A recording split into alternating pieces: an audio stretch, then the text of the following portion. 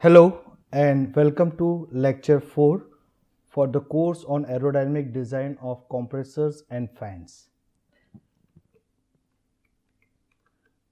In last lecture we were discussing about the fundamentals of diffuser section, where we have discussed what is the effect of area change. That's what is with effect of your inlet Mach number.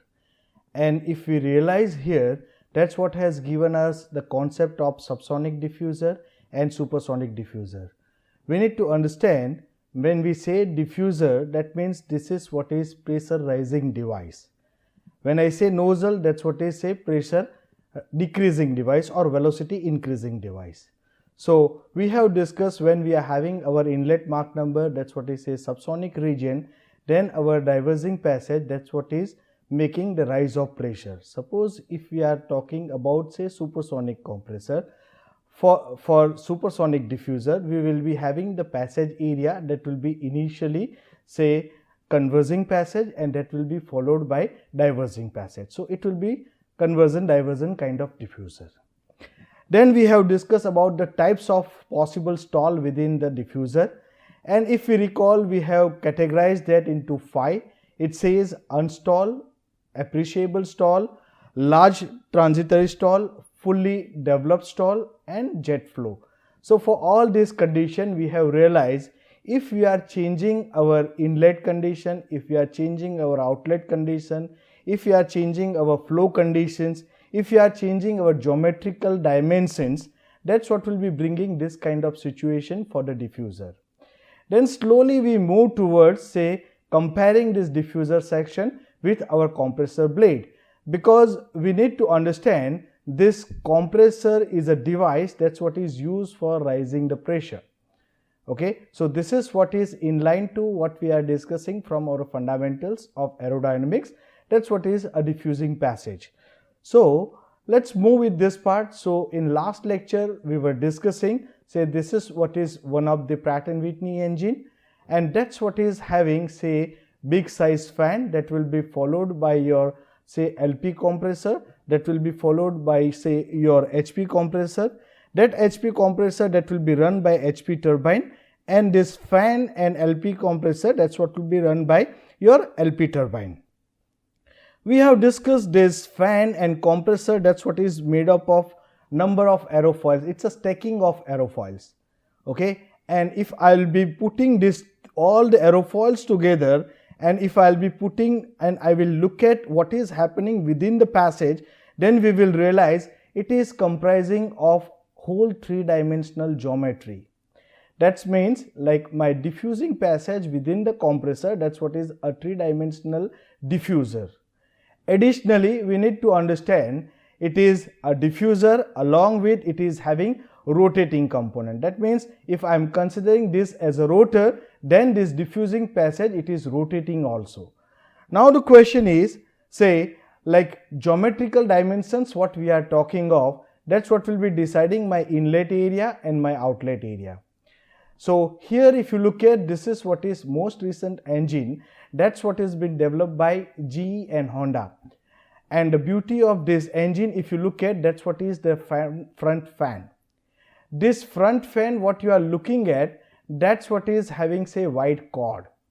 So let me show you what we were discussing about is, like we have discussed what will be my inlet area, what will be my outlet area. Based on that we were discussing, we were calculating our diffusing angle, and suppose this diffusion angle that's what is coming larger, then we have seen there will be a separation of flow that will be happening. If we are talking about the compressor, then we realize for this compressor there may be possibility that my flow separation that may be happening from my suction surface, sometimes it may happen from my pressure surface. Okay, so this is what is we need to understand. So in order to avoid such kind of situation, in order to increase our margin for stall and surging, this is what is one of the recent concept people they have adopted. That's what is called wide cord fan. Okay, now here if you look at, if you compare these two fans, that's what is having different aspect ratios. So, here if you look at, this is what is lower aspect ratio blade, and for this Pratt & Whitney engine, if you are looking at, that's what is having higher aspect ratio blade. So, the phenomena that's what is happening is, like you need to manage your flow within the blade passage in such a way that you will be trying to avoid the flow separation that to happen within this passage. And that's the reason why recently people, they are working on the development of blades. So if you look at, this is what we have discussed earlier, and if you look at carefully, these blades, they are having highly three-dimensional shape. It is not because like it looks nice, we discussed earlier.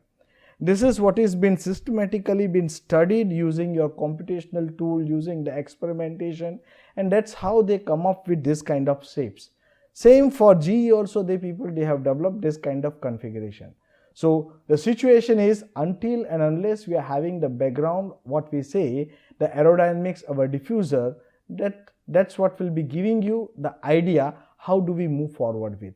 So let me discuss here, this is what we have discussed in sense of my selection of say length to say inlet dimension, and this is what is representing my say diverging angle. So if you look at here, this is what I was discussing, so you can compare this in line to what I have discussed about wide chord blades.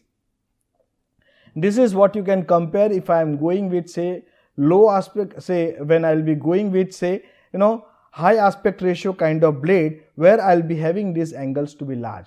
So there is always the discussion, hot discussion amongst the designers, what need to be the aspect ratio. So as and when we will be going ahead, we will be discussing about this aspect also, where we will be discussing how do we decide with the aspect ratio of the blade. So this is what will give some of the idea how we will be using our diffuser concept for the development of compressor blades. Okay, let me move ahead. So here if you look at, this is what is representing the construction of my say axial flow compressor. If you look at here, if I consider, this is what is say my inlet area. Now this inlet area, if you are looking at say where I'll be having my air, that's what is entering, I say that's what is having say mass flow rate, that we can represent from continuity equation as a density into area into velocity. Now if you look at this compressor, that's what is comprising of say number of stages, say 5 stages we are having. Okay, so what is happening from 1 stage to 2 stage to 3rd stage, if we are going downside, my pressure ratio, that's what is increasing. When I say my pressure is increasing, from your fundamental you can realize my density also is increasing. Now for all flow devices, what we are discussing from our fundamental, they all must satisfy the continuity equation. Okay, so what we can say, what is entering inside my flow device, that need to come out. If that's what is your case, at the exit your density is going to be very high. Okay, now if that's what is your situation, you can say, if I want to satisfy my continuity equation, and if I say I am assuming my flow velocity or my axial velocity with which flow is entering, if that's what is constant, we can say my exit area is going to decrease. And that's the reason why, if you look carefully, these blades are taller blades, and if you are looking on the back side, you will say these blades are the shorter blades. Now based on what pressure ratio we are expecting, people they are going with different kind of or different number of stages, and once they are doing their calculation, it may be possible that on the rear side the height of the blade will be coming very small. If you consider from your fundamentals, we can say, if I consider I will be having say growth of boundary layer from inlet towards the exit, both from the wall, casing wall as well as from the hub, then we can say it may be possible that later stage whole blade that will be covered with your boundary layer growth, and that's what will not be giving what pressure rise we are expecting. Okay, so that's what is. So we need to realize how do we do our calculation, how do we decide our compression ratio. Once my compression ratio, that's what is decided with, we need to decide with how many stages we will be going with. Okay, now when I am going with the more number of stages, that is also a problem. What we realize, if I will be having more number of stages, my length of the engine will be increased, my weight of the engine will be increased. In sense of aerodynamics, my drag will be increasing. If I say drag is increasing, that's what is directly impacting on your fuel economy, what we say thrust specific fuel consumption. Okay, so the selection of number of stages, that's what is also important. Now here if you look at this rotating blade, that's what is being placed on the disc. Okay, now if you look at on the front side, this is what is defined as inlet guide vane, and it's written it's optional. Okay, so conventional understanding for people is, say, this is what is named as inlet guide vane, means this is what will be the guiding the flow. That means it will give the uniform flow at the entry of the rotor. Now here there is argument. Say on both the side of Pacific, people they are having different understanding. They are taking this in a different way. Suppose if I say European Union, they say if I'll be incorporating my inlet guide vane, that's what will be increasing my weight of the engine, because this is what is a stationary device, and that will be reducing my performance, what we are saying in sense of fuel economy. But on the other side, if you are looking at for say USA, those companies mostly they are preferring to use inlet guide vanes. Okay, so as and when we will be moving forward, we will be discussing what is the reason why we are adopting, or why people they are preferring to go with inlet guide vanes, or why they are not going with the inlet guide vanes. Okay, now next component if you look at, that's what is say my rotor, and this is what is say my stator. Say the combination of my rotor and stator, that's what is defined as a stage. So when I say stage, means it is comprising of rotor and stator. Now let's try to look at what is the purpose of rotor. So here if you look at all these three, say inlet guide vane, rotor and stator, they all are made up of airfoil shape. Okay, so it has a specific reason, it has a specific meaning behind that. We will see what is the reason behind that.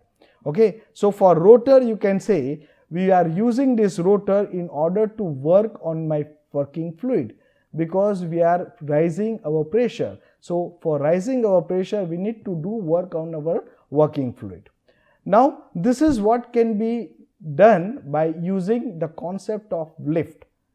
Now you will say lift, that's what is related with my airfoil. Okay, so let's see. Say this is what is representing my airfoils of the compressor blade. This is what is my entry and this is what is my exit, and as we have discussed, my passage will be diffusing passage. Now here if you look at this airfoil, we can say here it is represented positive sign and this is what is representing negative sign. Do not get confused. This is not meaning that there is a positive pressure on my pressure side and there is a negative pressure on my suction side. This is what is representing. I will be having higher pressure on my pressure side, I will be having lower pressure on my suction side. So this is what is in line to what we have discussed in our fundamentals of aerodynamics. Say we are talking about the wings, where for wings this is what is used for generation of lift, means this differential pressure, that's what is generating the lift. So in line to that, what we are doing, we are using our airfoil for the compressor blade. So here if you look at, say this is what is my lift force, I will be having perpendicular component, that's what is say my drag force, and I want to utilize this lift force. For what purpose? I want to utilize this force for compressing my fluid, and that's the reason why if you look at, remember carefully, I need to have my rotation of my rotor from suction side towards the pressure side. So you can understand my flow is entering from this side. I am utilizing my force of lift generated by my airfoil, and if I am giving this rotation, what it will be doing? It will be diffusing my flow within this passage. So you can say this diffusion within the rotor, that's what is happening by two means. One, that's what is because of my passage shape, and second, that's what is because of my lift force, that's what is generated by airfoil. Okay, so now onwards, suppose say you will be realizing what is the use, why people they are using this airfoil for the compressor or axial flow compressor, you need to be clear with. Okay, do not get confused. Here I am saying we are having this aerofoil at one station. We can say my blade, that's what is comprising of number of aerofoils. So each aerofoil will be generating that lift, and each aerofoil that will be having contribution for the compression of my fluid. Okay. Now let's see, suppose if I consider say my flow, that's what is entering here in this particular region.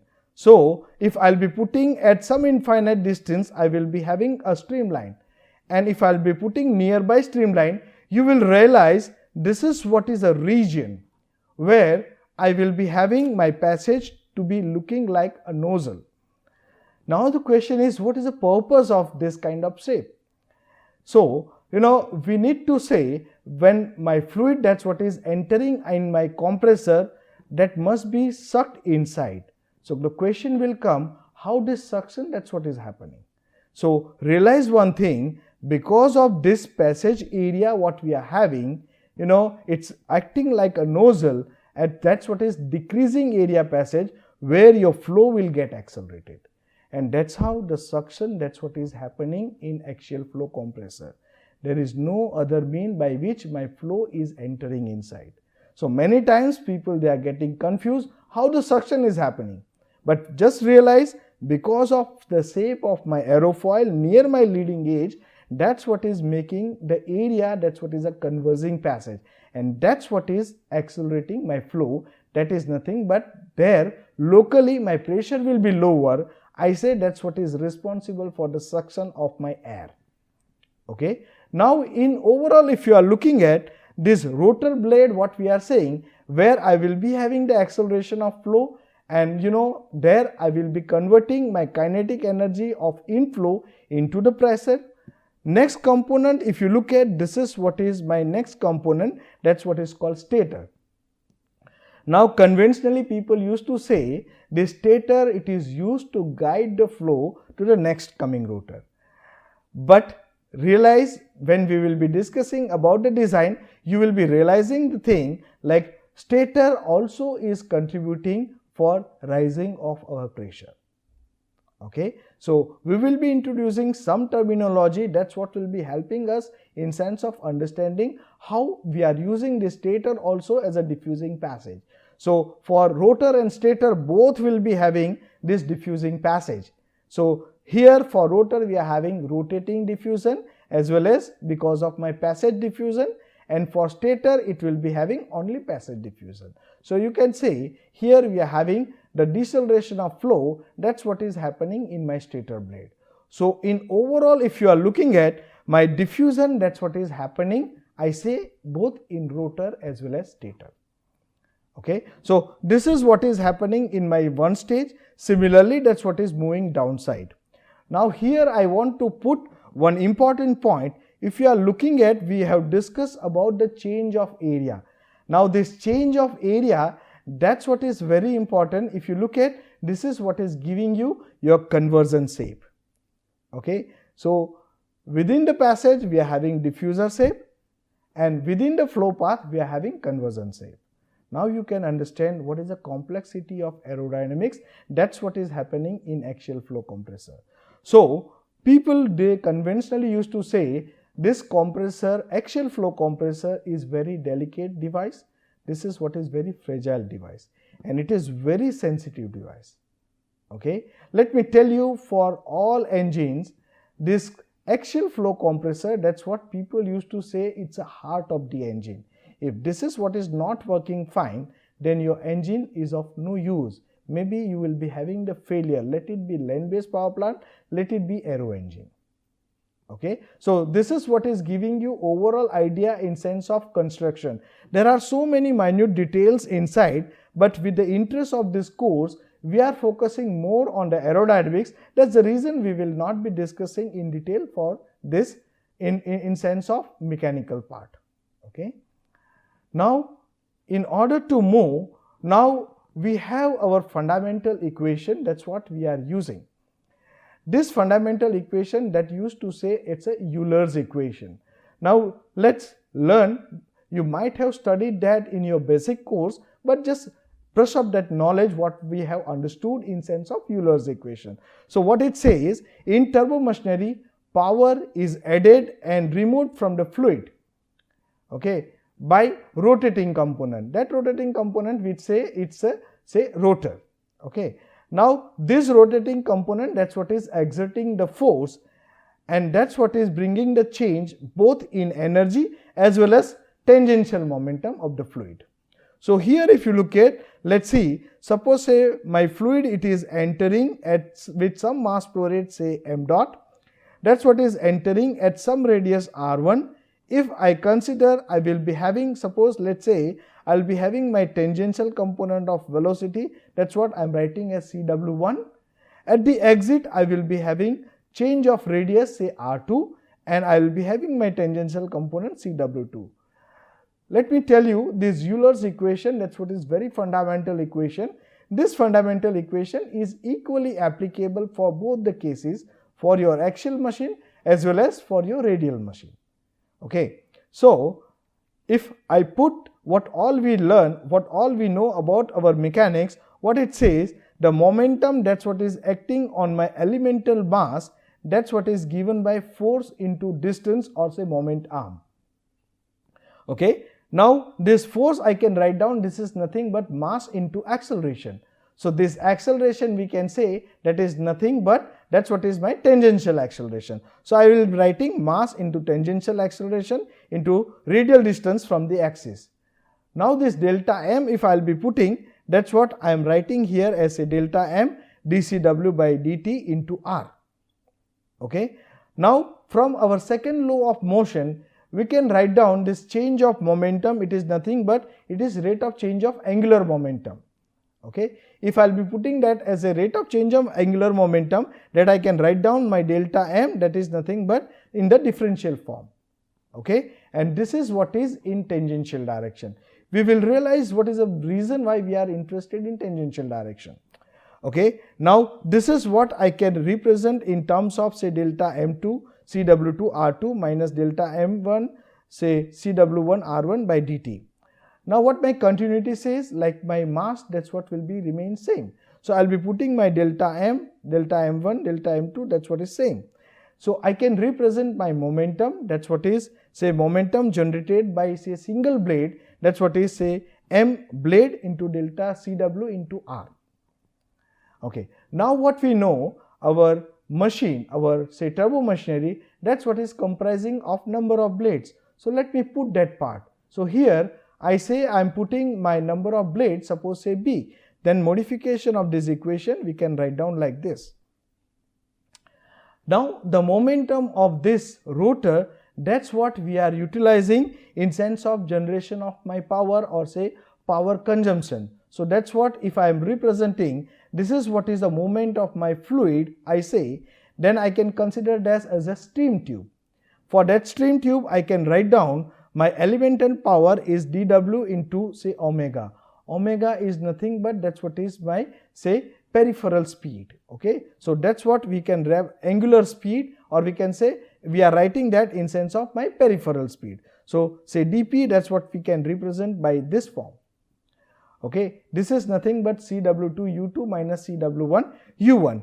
So if we consider we are having say axial machine. So what we realize for axial machine, my entry radius and my exit radius, that's what is we are taking as the same. So if that's what is your case, you can write down my u2 and u1, that's what will be coming as same. So if I'll be putting that, I can say my specific power input required for the compressor, that's what is given by delta Cw into u. Now let me rewrite this equation in per unit mass. It says my W, that's what is equal to H, that's what is equal to U into Cw2 minus Cw1. This is what is my fundamental equation. This is what is my fundamental equation, that's what is called Euler's equation. Now if I consider I am using this Euler's equation for the turbine, my sign will be changing here. In place of negative sign, I will be having positive sign. Okay. So when we will be running the course on say axial flow turbine and radial turbine design, that time we will be discussing about this part. But you just realize now what we can say, my work input, that's what is required for my axial flow compressor, that's what I can say it is a function of my peripheral speed. This is what is a function of my, my tangential speed, or say tangential velocity. Okay, so now two velocities, that's what is of very much interest. If you recall, when I was discussing about the construction of your engine, that time I was talking about, say, how we will be deciding with the pressure ratio. We will be discussing soon how this correlation we will be using for our purpose. Let's move to the next slide. Suppose if I consider this is what is a stage, it is comprising of my stator and rotor. Okay, my entry condition I am writing as state 1 or station 1. This is my station 2, or say this is what is my station 3. If I will be putting, this is what is, say, my mid radius. Okay, so for this mid radius, if you are looking at, I can put my airfoil. So I am cutting my blades here. So if you cut this blade here, it will be coming like this kind of airfoils. It says this is what is my stator, this is what is, say, my rotor. So these are the airfoils for my stator as well as rotor. And recently we have discussed, I will be having my rotation of the wheel, that's what is coming from suction side to the pressure side. Okay, so this is what is representing my peripheral speed. Okay, now let's try to understand what all is happening within this passage. Let me consider, suppose, say, my flow, that's what is entering inside my stator. Okay, so when I say it's a stator, it's a stationary device. Okay, so my flow will be entering with some velocity. Let me write that, or let me say that as a absolute velocity. Okay, and my flow, that's what will be coming out from my stator. Let me put that's what as a C2. It is my absolute velocity, that's what is coming out from my, say, stator. Okay, if I know what is my peripheral speed, let me put my peripheral speed. So this is what is representing my peripheral speed. Now from your fundamentals of mechanics, when I will be putting my velocity triangle, that velocity triangle need to be a closed loop. Okay, it should be closed. So let me close this. So I am putting this as a closer. So it says this is what is my closed velocity triangle. The connecting velocity component, that's what I am defining as relative velocity. So this V2 is nothing but my relative velocity. So you can understand my flow, that's what will be coming out from my stator, that will be coming out with absolute velocity C2, and it will be leaving with relative velocity, say, V2. Now here if you look at, this is what is representing the streamlines, that's what is representing my absolute velocity component. Same way, this is what is my rotating device. We know our rotor, that's what is a rotating device, and for that I will be putting my streamlines. So this is what is representing the relative velocity streamlines. Okay, now what is happening at the, say, component part? If I consider, say, my flow, that's what is entering in axial direction, because this is what is, say, my axial machine. Okay, so for this axial machine, my flow is entering axially. Recently we have discussed about our Euler's equation. What it says, I will be having my whirl component, that's what will be generated. I say that as my tangential velocity component. Okay, so if this is what is your case, then this vertical component, what I am putting, that's what is defined as my axial velocity. Okay, now let me put my component of whirl. So if I will be measuring my component with reference with my absolute velocity, this is what is representing my whirl component. So this is the whirl component, that's what is coming out from my stator, that's what we say CW2. Okay, now what is happening at the exit of rotor? Okay, so if you look at my flow, that will be coming out with some velocity, let's say this is as, say, by relative velocity V3. Okay, what we know, we are having our rotational speed, so I will be putting my rotational speed here. And as we have discussed, our velocity triangle need to be a closed entity. If that's what is your case, you are putting that, and this is what I am writing as my absolute velocity C3. Okay, in line to that, like people conventionally, they are assuming what velocity with which my flow is entering, that's what is my axial velocity. Okay, that axial velocity that remains constant. We have made the assumption earlier. So at the exit also I will be having this component as my axial velocity component, and as we have discussed, I will be having this component, that's what is my tangential component, what I say it is CW3. Okay, now you have realized this part we have discussed in our say Euler's equation, fundamental equation. What it says, my working capacity of my compressor, that's nothing but the amount of compression, that's what is happening with my compressor, is nothing but U into CW3 minus CW2. So it says I will be having higher tangential velocity at the exit and I'll be having lower tangential velocity at the entry of my rotor. Okay, now this is what people used to say as an absolute reference frame. This is what they used to say as a relative reference frame. Okay, now just compare these two velocity components. Say this is what is my relative velocity component and this is what is say my absolute velocity component. You will get surprised. What is happening? Here if you look at rotor, my relative velocity is higher. Yes. At entry of my rotor, my relative velocity will be higher. When it is coming out, it's having relative velocity to be lower. So conventionally, the diffusion, that's what is happening in my compressor, people used to say that's what is reducing the relative velocity. That's what is happening here. So when you are getting your relative velocity to be lower, it says it's a diffusion process. Now come to say second point, that's what is say my absolute velocity component. What is happening? Say at the entry of my rotor, my absolute velocity component is say lower, and here if you look at my absolute velocity component at exit of my rotor, that's what is coming higher. Okay, so we need to be very careful in sense of plotting our velocity triangle. Okay, in sense of doing our calculation, all these aspects are very much important.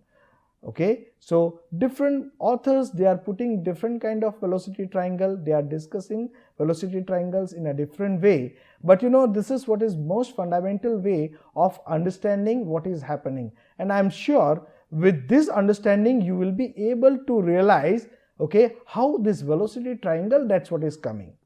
Okay, so this is what is very fundamental approach for representing your velocity triangle at the entry of your stator, at the exit of your stator, and at the exit of your rotor. Now as I discussed, what we are looking for? We are looking for high pressure ratio. The meaning is I need to have my work input to be large. That means my CW3 component, that need to be large from our basic Euler's equation. So let me put that is a case. Say I am looking for my CW3 component that to be large.